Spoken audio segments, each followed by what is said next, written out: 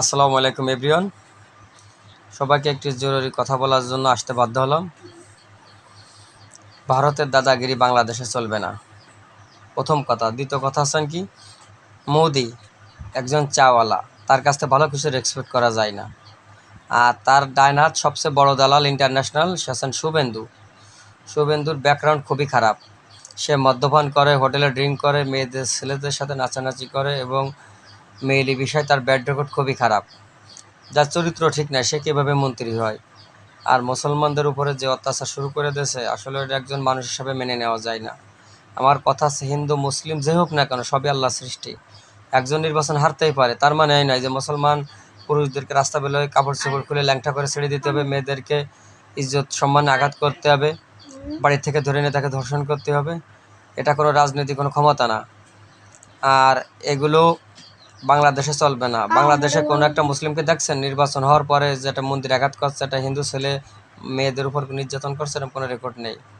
কিন্তু ভারতে এগুলো অ্যাভেলেবেল আছে। কারণ কি জানেন, একজন চাওয়ালা কখনো দেশ চালাতে পারে না।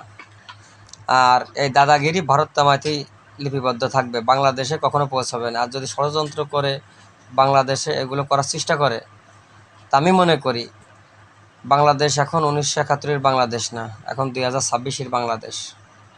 এই জন্য বাংলাদেশ এখন ভারতকে ভয় পায় না। তাই বলছি, এই খেলা বন্ধ করেন, এই নোংরা রাজনীতি বন্ধ করেন এবং ভালো হয়ে যান। আর পৃথিবীর সবচেয়ে বড় শক্তি মুসলিম শক্তি, তার সবচেয়ে বড় উদাহরণ ইরানকে দেখেন। তাই বলছি, যখন সময় আছে ভালো হয়ে যান, এগুলো বন্ধ করেন।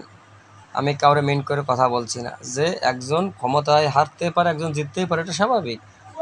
কিন্তু তাইতে কি যে আমি হারিয়ে গেছি আর আপনি জিতেছেন তাইতে নির্যাতন করবেন আমার পর, আমার পরিবারের উপর, এটা মেনে নেবে কেউ? মেনে নেবে না।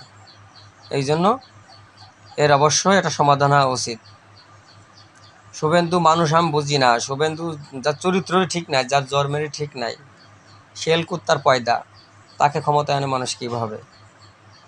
কারণ কারা ক্ষমতায় আনে এদেরকে জানেন? যারা মাগির দালাল, তারা আছেন এদেরকে ক্ষমতায় নিয়ে আসে। একজন সুস্থ মানুষ এদেরকে কখনো ক্ষমতায় আনতে পারে না। সো গাইস, যদি আমার কথা ভুল ত্রুটি হয়ে থাকে, মনে কোনো কষ্ট পাবেন না। আমি সুস্থ সমাজ এবং পৃথিবীর প্রতিটা মানুষের মঙ্গল কামনা করি। কেউ আমাকে ভুল বুঝবেন না। কারণ আসলে অন্যায় অত্যাচার এগুলো মেনে নেওয়া যায় না, একজন সুস্থ মানুষ এগুলো মেনে নিতে পারে না। সো অবশ্যই এটা সমাধান হওয়া উচিত, কারণ সবার পরিচয় সে একজন মানুষ। তো ভালো থাকবেন।